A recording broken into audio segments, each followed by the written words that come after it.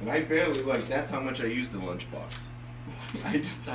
Sometimes I even forget that I have this lunchbox here to even use it.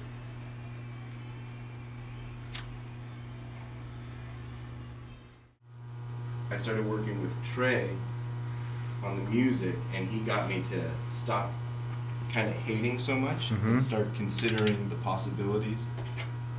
And so then that began my spiritual journey. Oh, that's great. Yeah. And I ain't done yet.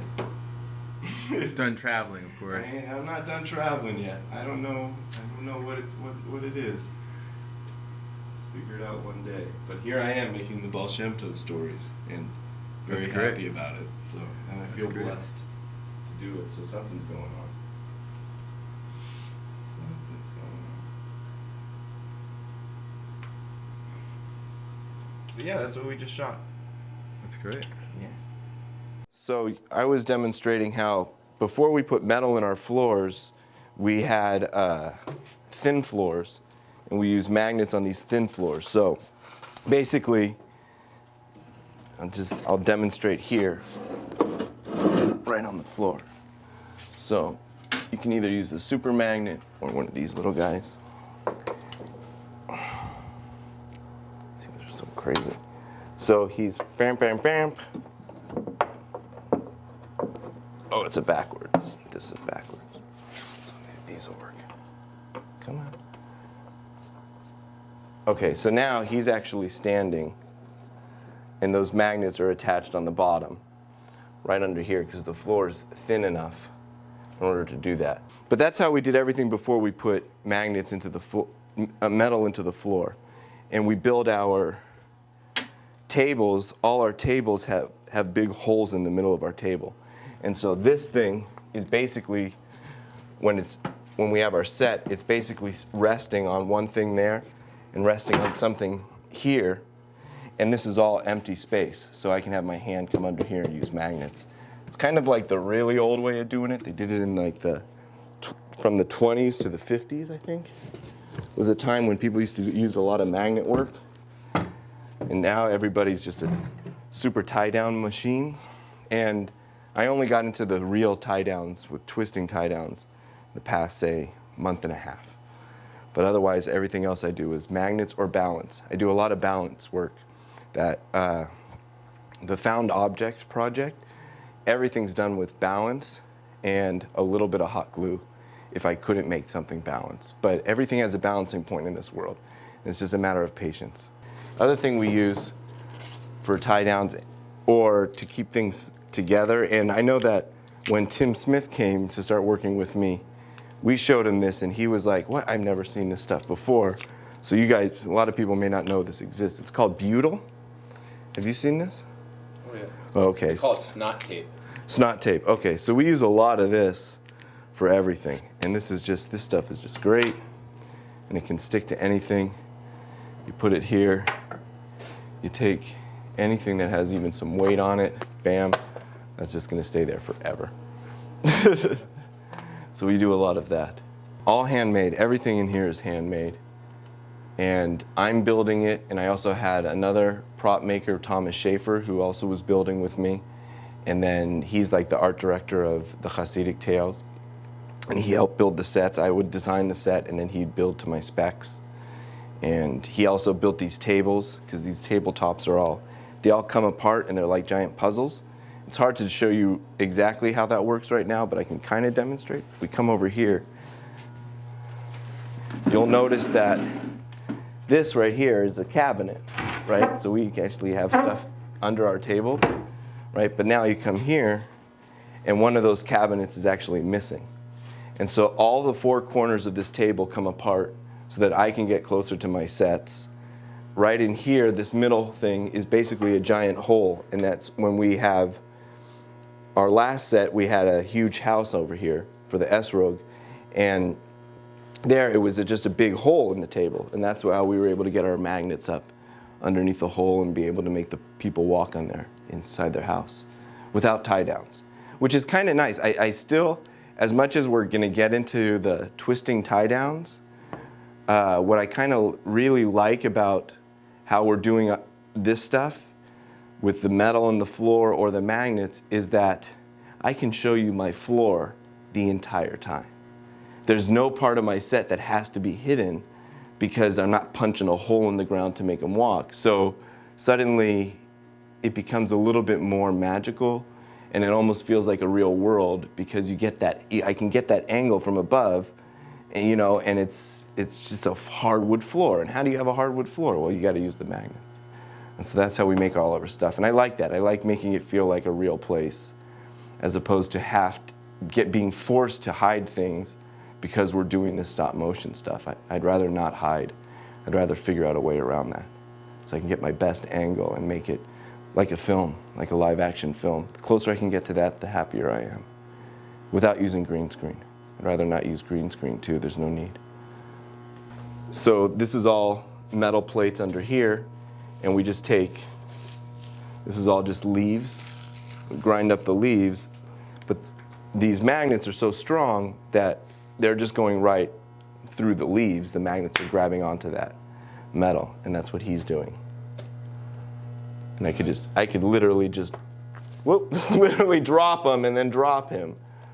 But with a little balance, sometimes it helps a little bit.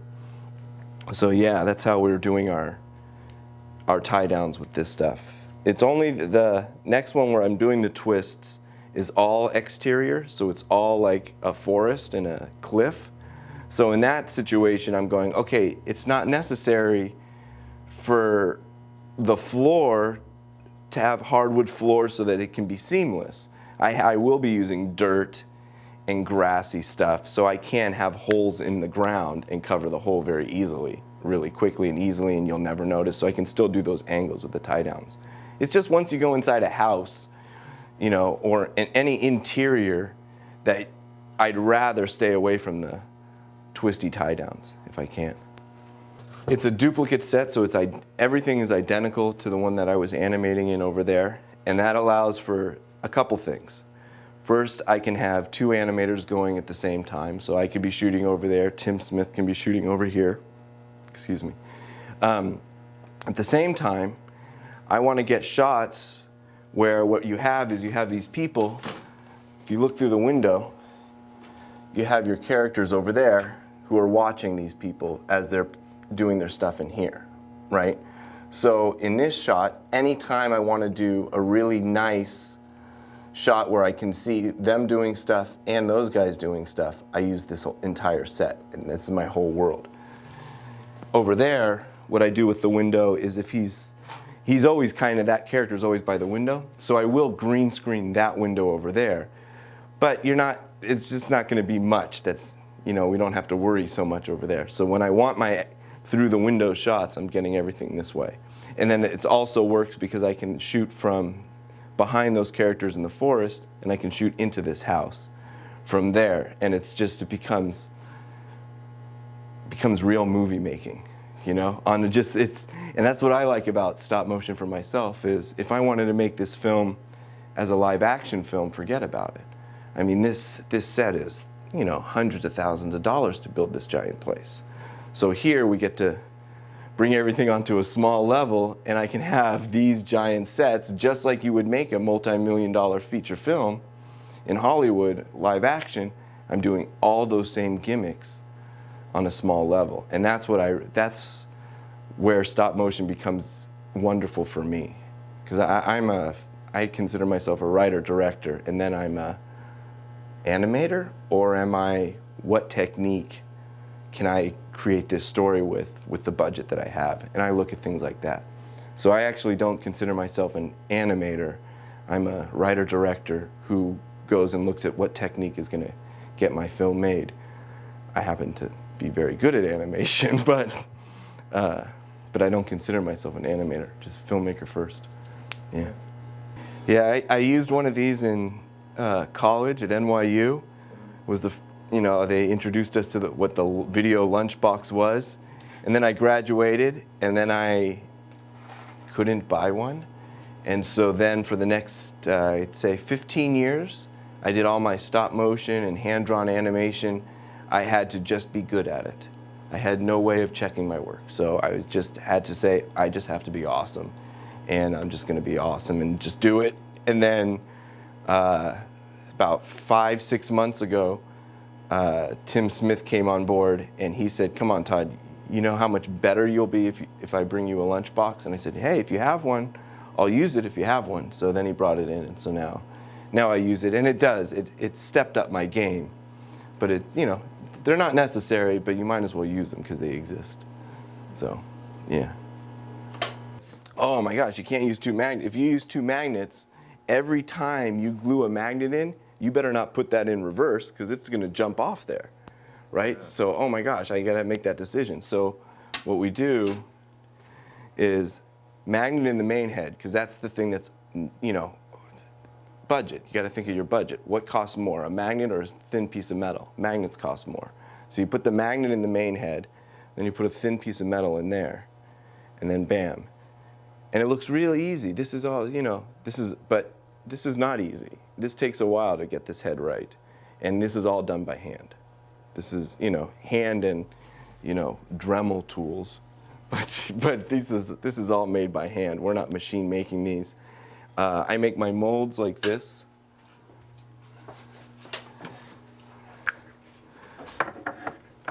So I'll take a head. I make my head. That's my main face. I make the whole thing, front and back. And then I press the mold. And I make a press mold out of Sculpey. You just take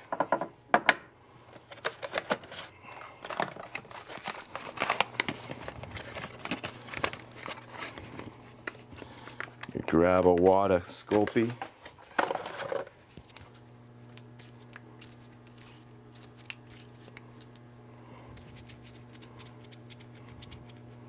I mean, these, people are doing this for a while, but nowadays people don't do it. They think a lot of people think they can't make this stuff happen because so many people do things so professionally and so huge that they go, oh, I just won't even think about doing replaceable heads because I just don't have the money to do it. But this costs nothing.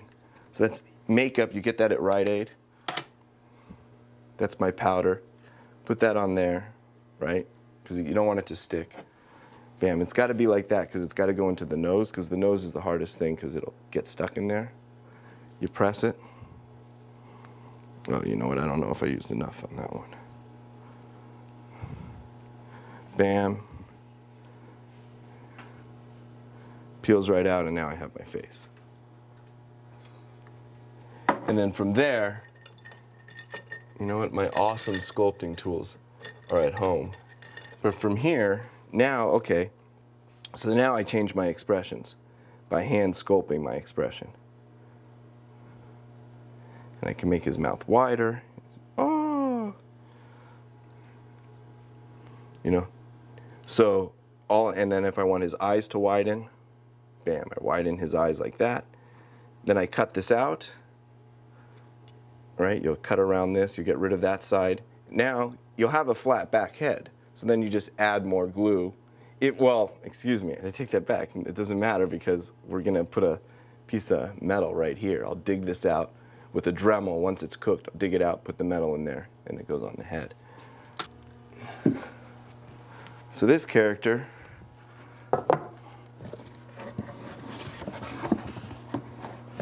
those are all his heads, but they're full heads. But he's a big fat dude. So he has rolls of soft clay chin. Bam. And there he is. And so I don't even need magnets or anything on that one. Swap them. Boom. And he was funny because what I did with him is I even disconnected his nose so that his nose is a separate piece, because when you watch the film, his nose can go up and down like this as he's talking, which is a lot of fun for that character. And now some of these characters, right? So he was the main character, so he has a swappable head. This is before we used magnets. We used to use snot tape, the butyl. And that was okay, but we got into the magnet thing. It's much easier. You don't have to pull it so hard. But then other characters don't talk so much, so he didn't need it. So he's very expressive just by an old school form of animation of, oh, without any changing, so he's a hard head. Their hands are made by this young girl. She's 16 years old. Her name is Sydney, and she's amazing. She doesn't use any Sculpey tools, but she makes these tiny little, I mean, look at that thing. I can't do it. I just started to be able to do it, but I need tools to do it, and it takes me a long time. She'll make this hand within 3 to 4 minutes. And she takes care of all of our hands. And some of them are hard, like his are hard. And then when I really need someone to do this, right, and grab stuff, we'll go and we won't cook one of her hands, and we use soft hands. I don't have a character that's messed up enough so you could see the hands, but the hands are, our armature stops here, right? It has a little loop right here. And then our hands have, oh, here's one. Our hands have 2 pieces of wire in them. And so what I do is that goes right into the loop of that wrist. And so now that's just an extra add-on to the wireframe, the armature wire. And that allows us to, okay, well, it's the soft hands, within 15 minutes of animating a soft hand, my hand's ruined. So sometimes I don't want to do that. I just want to swap that hand off after a while. So what I'll do is I'll work with this hand, right? And then I'll go, okay, I need to swap the hand. And you unwrap, this is all yarn that we use for we call it their flesh. We use yarn. And so we unwrap the yarn, and then we just snap that. We can unwrap this wire is just wrapped around here. We unwrap it, pull that hand off, put another hand on, wrap it real quick, rewrap it, boom. Take care of that in like, 3 to 5 minutes. You just gotta be fast. We do miniatures of miniatures. So here's your main character, right? Well, sometimes I want to do a really nice wide shot, but man, I'm not going to build a huge thing. So then we miniaturize our main characters and get them really tiny. And these guys are a lot of fun to play with. For some reason, they're almost more fun than any of these other dolls. They bend, they're sillier when they bend. It's a lot of fun. But it's, I do it for specific reasons of when I want that kind of action. For people to become animators, if they really want to learn how to become real actors, because an animator is an actor. And so when you're an actor, as an actor, the first thing you do is not a dialogue scene, ever. You never do dialogue scenes first, because you don't know yet. So you have to learn how to express yourself without dialogue. So animators who immediately try to, I'm going to make characters that talk and do all this stuff, wow, you know what? You'll never get great because you've stopped immediately in the very beginning. So it's kind of better to take all these objects that don't move, cell phones, pieces of foam, and make these things talk together. And if you can have these guys do a little thing and you can get character out of that, now start moving to the next step. And that's how I started all my stop motion. It was all done that way. This is our set building division, and it's just, we have the whole roof to use. It's great because sawdust can go everywhere we want. Paint can go almost everywhere we want. We don't get paint on the walls and the floor, but it's all just scrap wood most of the time. The family that owns this building, oh yeah, I have a mic, so. The family that owns this building do a lot of construction on other buildings. They like to buy a lot of buildings. So what they do is they always have just junk wood and broken shelves and broken plywood, and basically they give it to us and they go, here, don't go to Home Depot and spend the money on good wood because you're not building something that needs to stand up forever. You're building these small sets. So it's mostly scrap wood like here. And wood is kind of like our number one thing that we use. We don't use cardboard or wallpaper and stuff like that. We actually try to really construct these things out of hand. And Thomas Schaefer, who's my art director, he's just tremendous at that kind of work. So we're able to make that happen on a real level. This is leftover remnants from the Surge Tankian left of center video. This was the mountain.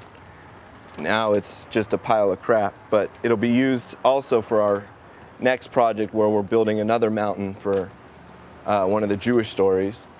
And so we recycle this stuff as well. This was a canvas that was used. That was the whole background for the Surge video.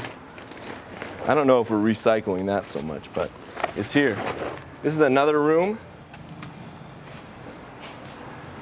This is where we had a whole marketplace. Right now it's kind of been taken down, and it was all made out of the ground, and the world was kind of made out of paper mache, where there were rats who've decided to camp out here, and so they've eaten my entire set. But that's what this is. And if you see that there's a giant hole in the center, and that allowed me to, what it was it was really basically two sets in one. You had your full-size set, and then we had a miniature set. And the full-size set wrapped around all the outside of this entire thing. And so you can see that there's planks left where the sidewalk was, kind of. And this was all the main set. So then from the inside, I could either do one of two things. I could, of course, operate, right? So characters, I can be operating from here if I couldn't reach from that side. But also along, just like the outside was a big walkway, the inside of here was the miniature world of the walkway, so that I could have even another level of the marketplace. So now the marketplace in the film gets bigger and bigger and bigger, and it allows for me to get these angles so that I'm not just, so much stop motion is a flat angle. It's just dead on to exactly, that's the set. You know, and we didn't build this side of the set, and we didn't build this side of the set, and we didn't build this side of the set. And for me, that's the killer of stop motion. It's just like, that's where everything is only one level. So like I had said, I'm a filmmaker before I'm an animator. So what I want to do is I want to create my entire world. So here I can get my reverse shots. So I have my reverse of my marketplace. So I can go over the shoulder of this and see the whole world here. Over here, I can have angles from here. It's tremendous. I like to give myself as much control as I possibly can of my environment. And that's what this room was. And as you can see, this has been destroyed from the rain, but we had to build this entire room out of scratch. It's really an open space, but I needed it. So me and my boys, we just said, forget it. We'll take these shelves, we'll make walls out of these shelves, put this up, punk rock style, ghetto tech. Ghetto tech is our big term. And that's this other room. We absorb everything. We're like these amoeba leeches that just absorb all the arts possible. That's why I like film anyways, because, and I think that's really actually what thrills me so much about stop motion, is the idea that it's every piece of the art world, every form of art within one piece of art. So, you know, it's painting, it's sculpting, it's design, it's acting, it's writing, it's photography, it's every single piece of art form that exists in this world. And now you have a piece of art, which is called a film. And that's what I love so much, because it's as much as you have to have patience to be an animator, my attention span is so like this. So you better give me a project like a stop motion project or a super film, super epic kind of movie, because I don't have the attention span to just draw one drawing. Oh, I see painters, I go, how did you do that for 6 months? One painting for 6 months? Are you crazy? Dude, I gotta do 1,000 paintings in 1 month, and then I might feel a little satisfied.